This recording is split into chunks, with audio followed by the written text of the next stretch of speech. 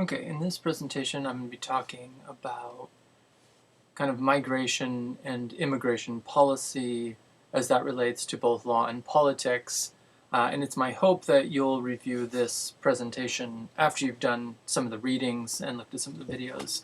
I think if you haven't seen the Who Are We video from Samuel Huntington and the reading that's called Quest for Legal Sovereignty in the Reader, I think you should do that, right? Pause, do that, and then come back and watch this because I think it'll provide a better context. So assuming you've done those two things, I wanted to start with this kind of strange, these two strange looking maps. So the first one is a very, maybe I should say something like not studied enough map. Which is the Treaty of Westphalia of 1648.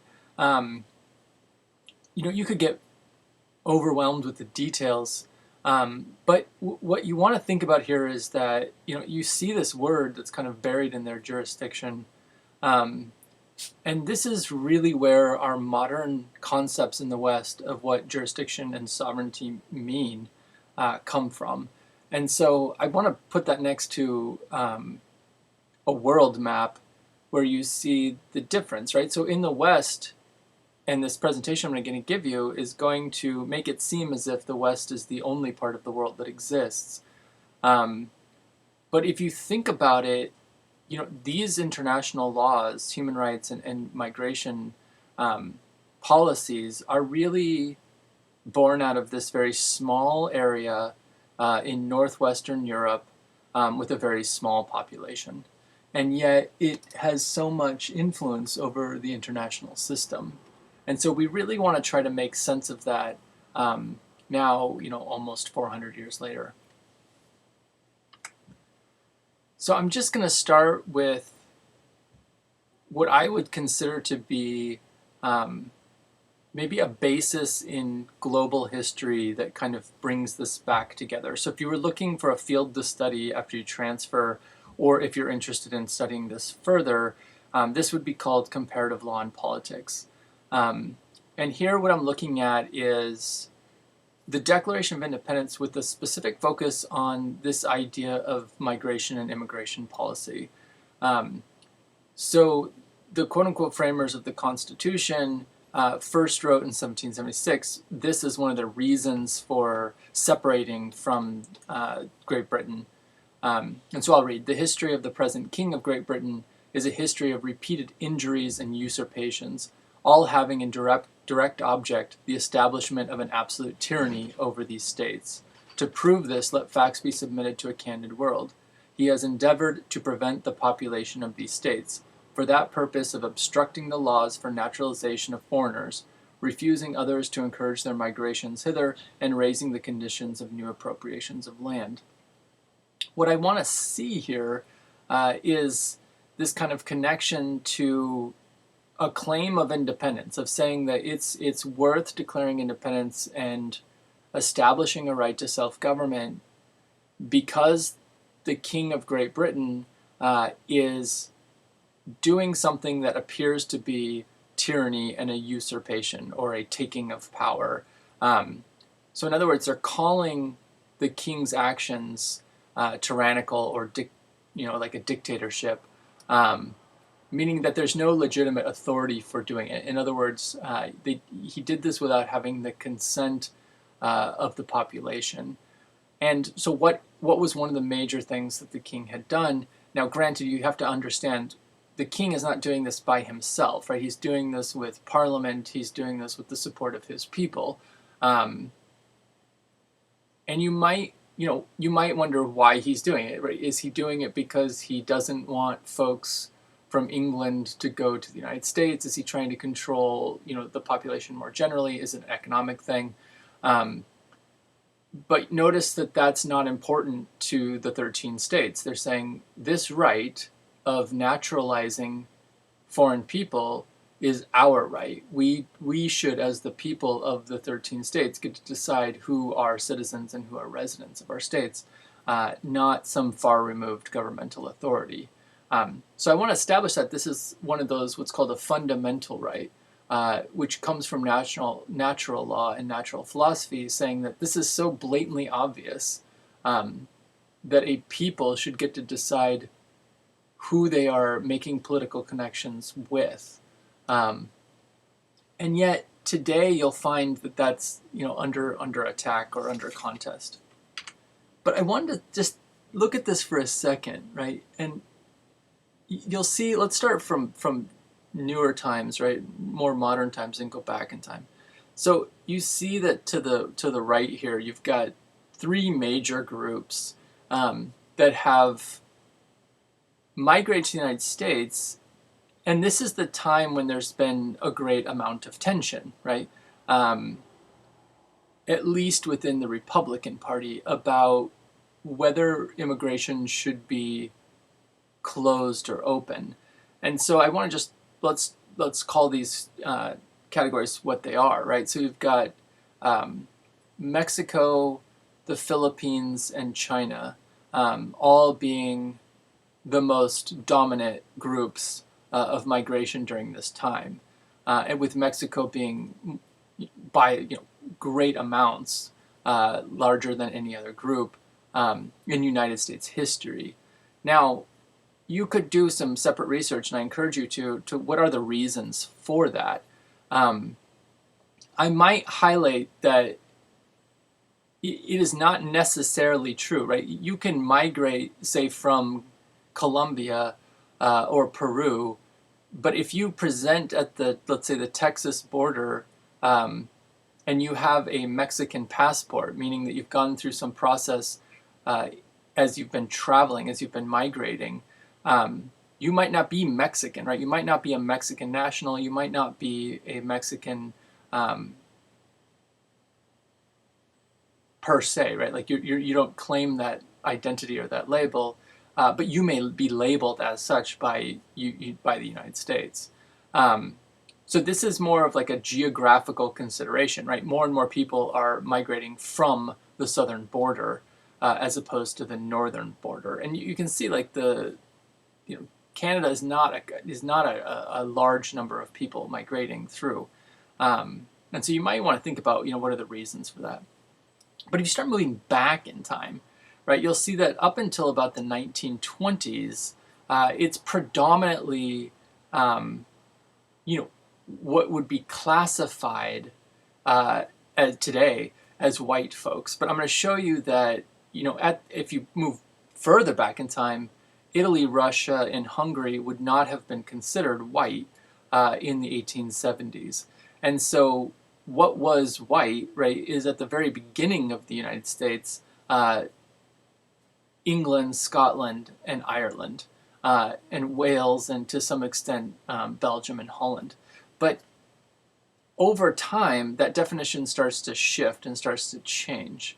And I think that's important to kind of try to remember that there's tug of war between this kind of white nationalist, white supremacist narrative of what the United States is, and then there's this multicultural point of view that says, the United States is a collection of immigrants from all over. And that's obviously true. I mean, look at all the different colors on this migration map.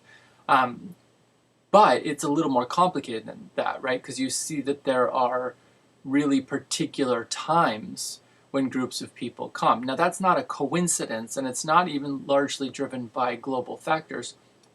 It's up until the 1900s, there's a generous, open immigration policy, with the exception of the Chinese Exclusion Act in the late 1800s, which also excluded Japanese, Filipino, and Indonesians.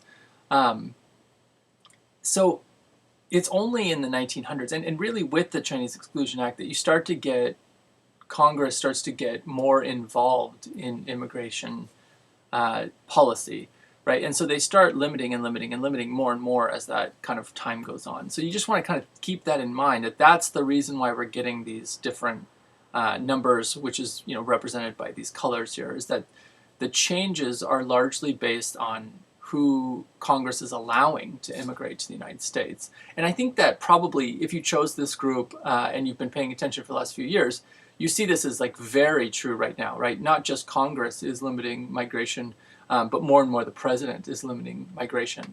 And so you want to kind of just keep that in perspective, that this is a choice that the American government is making.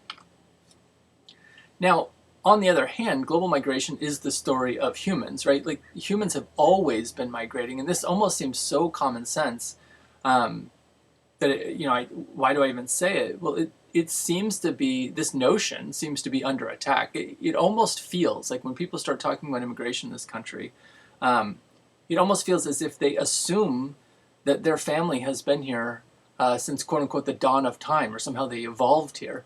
And of course everybody knows that's not true.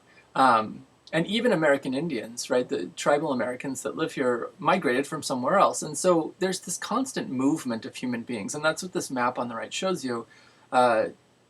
This is the movement of human beings in present day. And so you see people are moving all over the place. There isn't this narrative of people going from one place to the other. People are going to multiple places generally in at least one or two generations. And so you want to kind of think about that as well as we move forward. But, right, there's been two narratives or two versions of this migration story in the West. And one is called jus soli, which is the right of the soil, and one is jus sanguinis, which is the right of the blood. And so these are two very different perspectives. And the way I would explain this would just be, the history of it comes out of trying to decide who should, if a child is born, what should their citizenship be? And so one perspective which was dominant through most of Europe was the right of the soil. And this really came from the Roman concepts. And I might put an asterisk here, a footnote saying, this isn't necessarily as liberal as many liberal Democrats want to make it sound, in that this came out of what is called the Alexander problem, where Alexander the Great, under the Greek Empire, made the decision to incorporate children of conquered countries or conquered nations into his army, and that gave them citizenship, right? Not quite Greek citizenship, but what would be like a legal permanent resident status, to make a comparison. Then in Rome, in the Roman time, which came after the Greek civilization, they kind of expanded this concept to make kind of 2 points. So you kind of got that legal permanent resident status and a lot of privileges for fighting in the Roman army. And if you had children on Roman soil, it didn't matter where you were from, right? It didn't matter if you were born in India, or if you were born in Persia, or if you were born in, what at that point was Germany, which they called, and France was one kind of tribal nation called Gaul. It didn't matter. You got the benefit of being the child. You got the benefit of being a citizen because they were born there. So you can obviously see that's what the United States did in the 14th Amendment. They took that Roman concept and said, it doesn't matter where your parents are from. If you're born here, you're automatically a United States citizen. And they've even extended that to possessions and military bases. So this is an interesting kind of point to make, because that means, I think what you should see is that this concept of citizenship is quite flexible, right? So that definition, that Latin definition of what makes a citizen and what gives them rights, was determined by the social groups within Rome, and then again over time in different parts of Europe, and then again in the United States. So this is something that they decided to do. It's not something that has always been the case. On the other hand, the right of blood has been very limited in its use, but probably most famous has been Germany, and especially during the Nazi regime, that this was the premise of much of the extermination of other peoples, including of Jewish people, is that you had to prove, and this is where it gets incredibly complicated, right? You had to prove that your ancestors were German, right? Were of German soil. And, and here it's like saying you had the right of the soil, right? Like you had the right of the soil. This is saying that you don't have the right of the soil, that you derive from the soil, right? So this is like, we've always lived here, so we are Germans, this kind of concept. And so it's in our blood kind of talk, right? And you hear people talk like that. As a side note, you might find it like, what if they had, Ancestry.com at this time, right?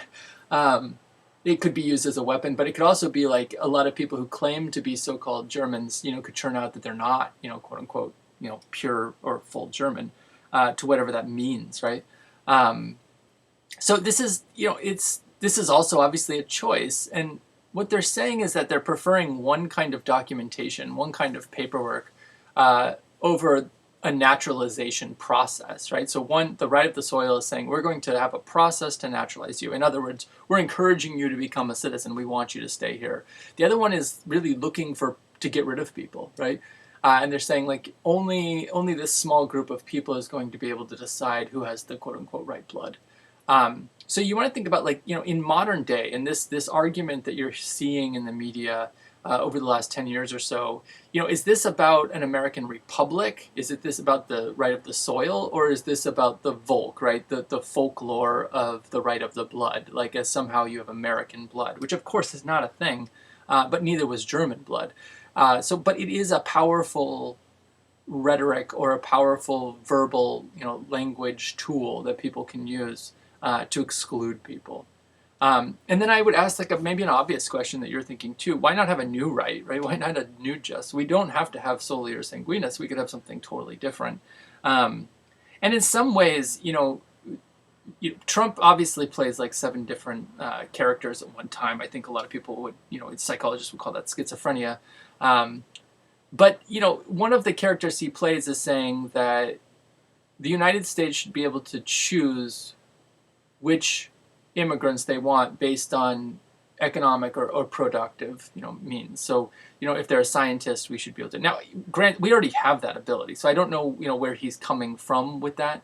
But that would be an alternative to the Republic or the Volk, right? That would be a technocratic kind of approach. I'm not advocating that approach, but my point is that there could be more than 2 approaches to citizenship, that it doesn't have to be one or the other. There could be 9, 12, 15, as many as you can think of. So I just want to kind of make sure that you understand these kind of 2 sides to this argument, that on the one hand, people are going to migrate. There's really nothing you can do to stop that, as at least 15,000 to 300,000 years of human history has shown. On the other hand, there's 2 stories in Western civilization for like the last 2,000 years about how migration, quote unquote, should happen. And so you should see that as a huge contradiction and obviously hypocritical. But now I want to turn not from the global but to the US context in particular. So if we're just looking at the United States Constitution, we start with Article 1, Section 8, which says Congress shall establish a uniform rule of naturalization. So I want to let's say that Congress shall, not may, not might want to, but they must, right? They must do it. So one of the arguments that Barack Obama, when he was president, would make to kind of the pre-Trump supporters, the people who ended up supporting Trump, like Ted Cruz and whatnot, was pass a bill, right? Like if you don't like the immigration decisions I'm making as president, do your job, right? Take Article 1, Section 8 and establish a uniform rule of naturalization. So his point, and I would point out that he was a constitutional law professor, he was saying, look, Congress doesn't have a uniform rule of naturalization, so what is it you want me to do, right? Because the president is, in theory, supposed to execute the laws. If there is no law to execute, then he had to kind of make things up as he went. And so his argument was that if you don't want me to do, say, DACA or some other program, then you should pass a law. And to date, Congress hasn't done it. And they haven't really done much in immigration since the early 1980s when they gave amnesty. And so if you want to think about it that way, there's historical precedent or a pattern of amnesty, which actually likely, if you were thinking about immigration law in the near future, some form of amnesty or forgiveness of undocumentation is likely.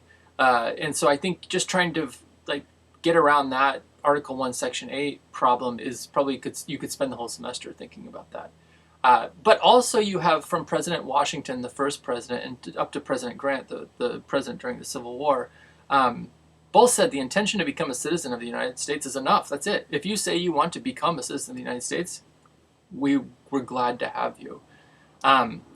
Some folks make a what's called a specious argument or a false argument, a argument based on improper logic and improper premises that, well, okay, fine, but from like that time, there was lots of land, there wasn't enough people, and so these presidents were just encouraging people to try to, increase the population. But there's no real good evidence of that.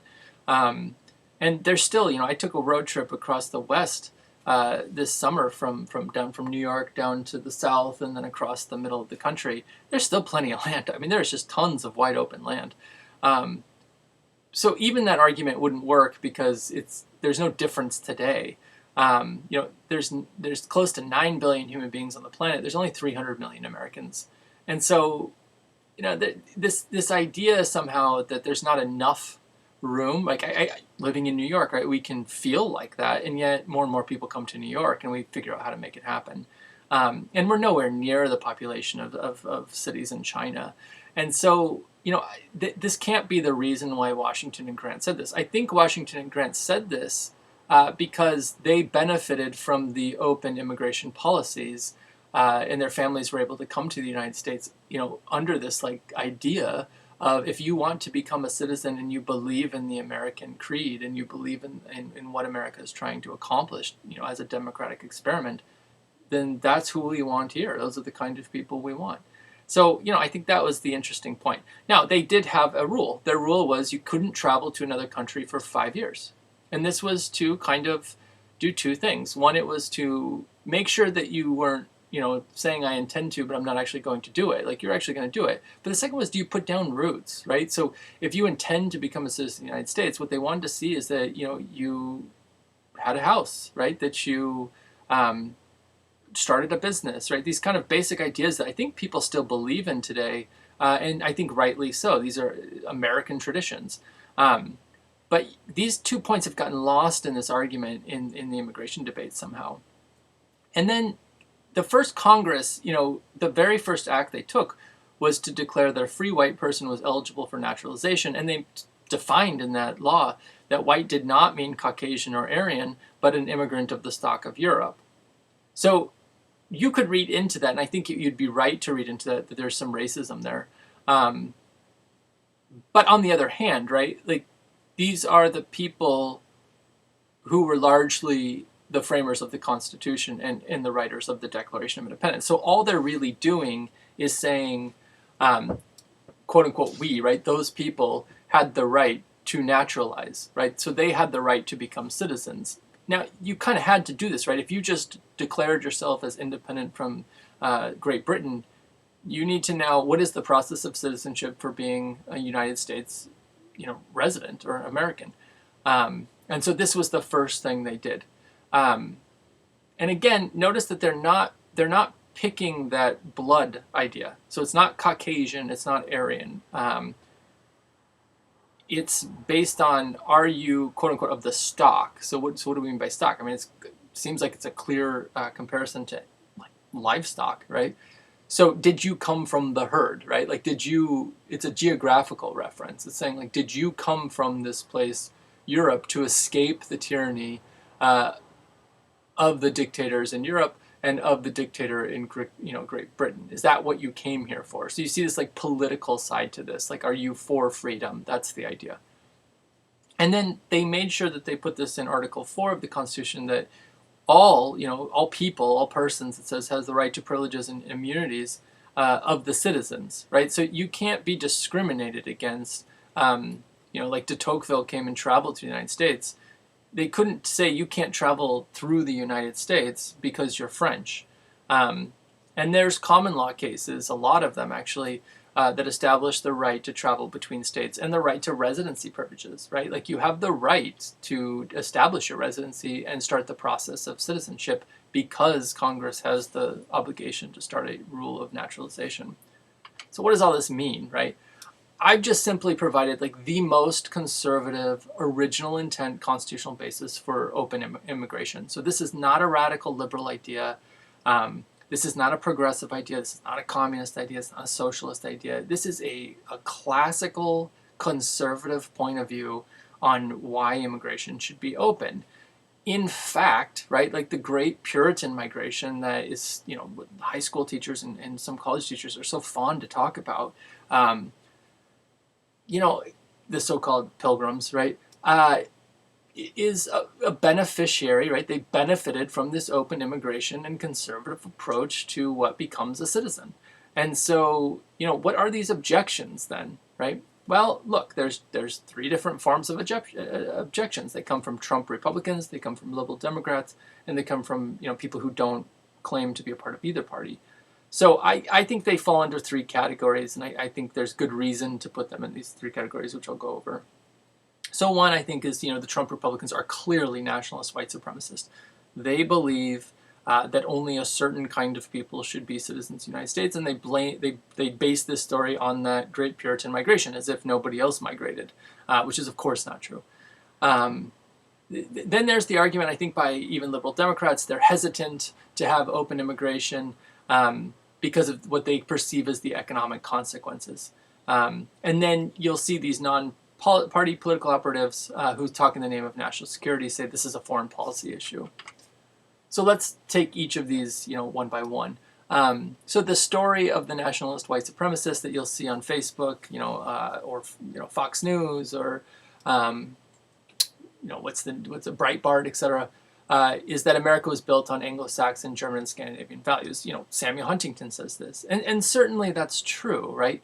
But just because something was one way doesn't mean that it has to be that way forever. And you could even, if you wanted to play this game, right? Okay, so who built the Anglo-Saxon, German, and Scandinavian values? Well, the Romans. So should we only allow people who can prove that they have Roman ancestry to be in the United States? And then who built the Romans? You could go back into, like quote unquote, the beginning of time. So, this is a strange argument to make. But the second part of their argument, I think, is where it gets very racist, which is mixing will result in a weaker country. And, that's exactly the claim that Hitler made in Mein Kampf. So I would, I'm not going to get into the details here, but I would just say, look, this is obviously fear of the other, right? So people who want things to be one way and they're scared their life is going to change if new people come into their town are afraid. And so what they're going to do is they're going to try to ban people who don't appear to have their values. And I say appear to have your values because, I was having a conversation with a friend whose family is from Indonesia, and he immigrated almost 30 years ago. And he said, what he originally moved to California and he didn't really like it, but then he moved to Washington State and he felt super comfortable and he felt like this was the place that he should always have been. And so, you think about that and it's like, well, what was it that he was feeling, right? It wasn't just the geography. It wasn't just nature. It wasn't just, the things he could do here or his job. It was the people. He felt some kind of political camaraderie with the people there. So what is the difference between Anglo-Saxon values and Indonesian values? I'm not sure, at least through that conversation. So in other words, values are certainly shaped by culture, but they're also shaped by things like economics, right? There's by what jobs you have, what your educational level is, what your religion is. There's all these other factors. So where your nation, where you were born, is probably not the most important part. So being afraid of other cultures, I think, is more likely the issue here.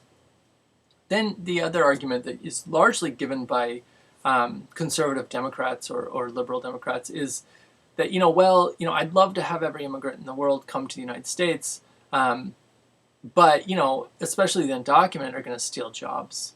And so I'm going to label this as like the fear of poverty or the lack of opportunity as somehow a fear that, I have a job, but if somebody from Taiwan moves to Brooklyn, maybe they're going to take my job. It's highly unlikely, right? I mean, I've never actually heard anyone ever prove that this has ever happened to them. But I've spent a lot of time studying economics, and especially in undergrad, and and I also in law school, and there's no evidence of this, and it's also counter to how economics actually works. The more people that immigrate into the country with either intellectual skills like being a doctor, lawyer, etc., or with labor skills like being able to build something or being able to farm, it increases the number of potential people who can work, and that always benefits corporations and Wall Street. Because as you see, like in a time right now, unemployment is good for Wall Street. The stocks are going up, going up, going up, going up.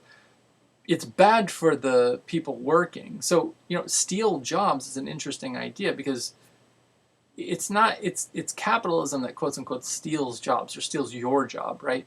It's the decision to take profits over employment. Because if we had full employment, then the wages would have to go up because people have more bargaining power. So having at least 3 to 6% of unemployment is always good to keep wages down.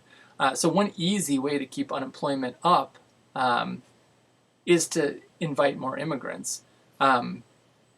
If you didn't have immigration, then you'll have if you could read a brain drain. So you'd have the opposite of that, right? So folks who are talented and want to have a different environment, or they get sought out by a company, wouldn't be able to move around the world. And that would be a strange situation, because if you go back to, I think, my second slide, people move, right? So people are moving for more reasons than just work. And so, work is probably one big issue, but it's not the only issue. And so, you're kind of just like missing out on all these new potential forms of labor, both intellectual and physical. And so it's just a strange concept. I think the other problem with this argument is that you don't really have that much prediction over population. So for example, we actually have a net migration loss at the moment. More people are leaving the country than coming in, and has been for a few years. And really, there was also a downslide after the World Trade Center attack. So I think you see kind of like ebbs and flows, as they say, or waxing and waning, if you want to use a moon metaphor. But the idea here is that you're never going to be sure what the right number of workers is going to be in any given area, whether it's New York, Florida, Seattle, whatever. So the idea that you could just guess at what the right number is, and then somehow that's going to make sure that everybody has a job, is just way too crazy for me. There's just no way of doing that. You can't predict that. You couldn't predict something like COVID. So how are you going to predict population control, how many babies somebody's going to have? And China tried to do this, kind of famously, and it didn't work. And so they've changed the policy. So, again, this is a fear of poverty or lack of opportunity. It's a fear. It's not based in reality. Now, the last one it's less common today, but you do hear it from time to time. But immigrants could actually be terrorists. This is the fear of the unknown. I don't know anything, and so therefore I'm going to be afraid of everything. So the fact that it could happen, I'm going to shut down everybody. So in other words, I'm going to throw the baby out with the bathwater, or I'm going to say 10,000 people can't come into the country because one of them could commit a criminal act. The problem is of course, in studies in the last 5 years, people have taken the time to actually count, and it's quote unquote native born or American born people who commit crimes, by and large, like overwhelmingly. So again, this just isn't a good argument. So all three of these are used as reasons to stop immigration, and yet they're all based in fear. They're not based in any kind of empirical reality. So where does this take us? So we've got law, we've got politics, and we've got perception. So the law is basically for open immigration. The politics is basically arguments against it. And then there's this perception problem, what's even going on. So I think you should just off the bat, you see that when we talk about migration law, there's a huge contradiction. And so this is law contradicting itself. And we have a term for this in comparative law and politics. It's called conflict of laws. And oftentimes it's because one part of the world has a different set of laws than the other, and they clash. And what you're seeing now is that, that could even happen within a country. So there's the problem lies, the contradiction lies in this historical right to define sovereignty and jurisdiction. As like people have moved together, right? Because a lot of time people move as groups, or what Donald Trump, called a caravan. They move together as a group, and so that group starts to define their values, who they think they are, what their religion is, etc. And that is what we've traditionally called sovereignty and jurisdiction, right? Like I have the right to declare who I am as a people. And later it's called self-determination. But after World War I, because of Germany's behavior, took that to the extreme, right? Germany was making the claim that they had the right to defend themselves by attacking other people. And then this became like, I have the right to defend my jurisdiction. So you kind of think the caravan then takes on the idea that they can attack other countries to defend their sovereignty, the thing that they've decided, and they have a moving jurisdiction. The jurisdiction isn't in one place. So Hitler and the Nazi Party used this, famously to gain territory over other nations, and this is what started World War II, or started other countries from trying to stop Germany from doing this. But, in a very smaller way, Israel used the same argument to gain territory over other nations after they gained statehood at the end of World War II. And so those are two very different examples right there, but they're using the same right. And then the United States is a third example. It's very different than the other two, to gain territory over other nations after the World Trade Center and Pentagon attack. So, I don't know who's right here. I mean, I don't think that Hitler was right to invade other countries because he needed more economic resources. Israel's claim was that they were under immediate threat and danger, and so they acted accordingly. And then the United States claimed that, although not immediate threat, that sometime in the future, Iraq and Afghanistan could be a similar threat to the one they'd already experienced. So you can see how these can kind of be used to kind of support your own argument depending on what country. And I had just picked three that are the most famous if you were to grab a textbook. But there's a lot of these examples. I mean, the Balkans had this experience if you read the Clash of Civilizations article in the Reader. Russia into Crimea, Russia into Ukraine, China into the South Chinese Sea at this point. This is going to be an ongoing question. You might wonder if the United States would use this, since they've established a military force now on the Mexican border, to invade Mexico. And it's hard to imagine this ability to not exist in the future. But I might point out that the original historical right to define sovereignty and jurisdiction was about people. Post World War I, we're now talking about maps and borders, so geography. We're not really talking about people anymore. So that's an interesting shift over time.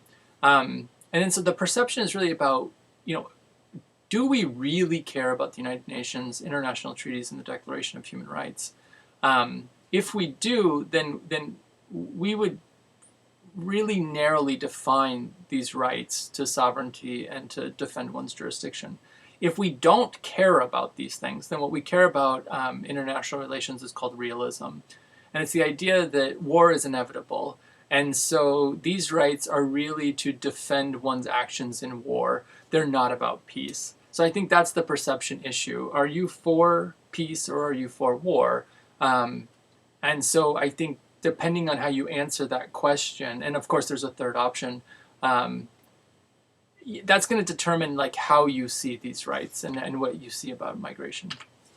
So I see three roads ahead of us, and it's going to be terrifying and fascinating to see how this election frames the direction that we take as a people, but also given Brexit, given the Eurozone, given what's going on in China, given the Silk Road, given the kind of China's influence over African countries, given the interesting, democratic uprisings that are going on in South America, same in the Middle East, what are we going to see as migration patterns and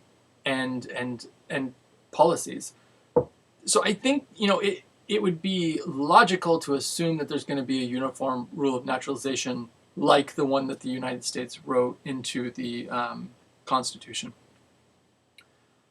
But it's going to be determined by the economics, right? So if the economy comes back globally, if China, Europe, and the United States are able to come to some kind of a deal, if oil recovers its prices in the Middle East, gains some traction, there's a lot of ifs there, right? So there's a lot of economic factors that would make a uniform rule of naturalization, even if they wrote it down, not actually provide a framework for migration for people to cooperate. So I think, that would be the idealist position. It'd be great if the United Nations could hammer out a deal and a treaty on migration, which they haven't done for some time.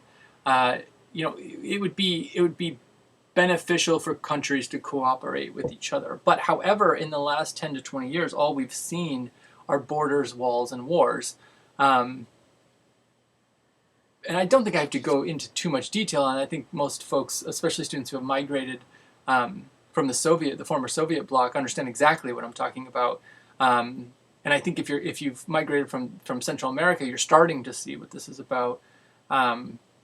So I wanted to make that point but see migrations, right? Like even with borders, walls, and wars, migrations are not just increasing globally, they are spiraling, right? So you're seeing more and more and more. And one huge problem that I've been working on through the Center for Migration Studies is statelessness, right? So because of the changing borders, walls, and wars, there are growing numbers of humans who don't have a citizenship because their country is gone, because the dictator has determined that some people don't get to have the citizenship anymore, or because they had to leave in such a hurry that they don't have paperwork.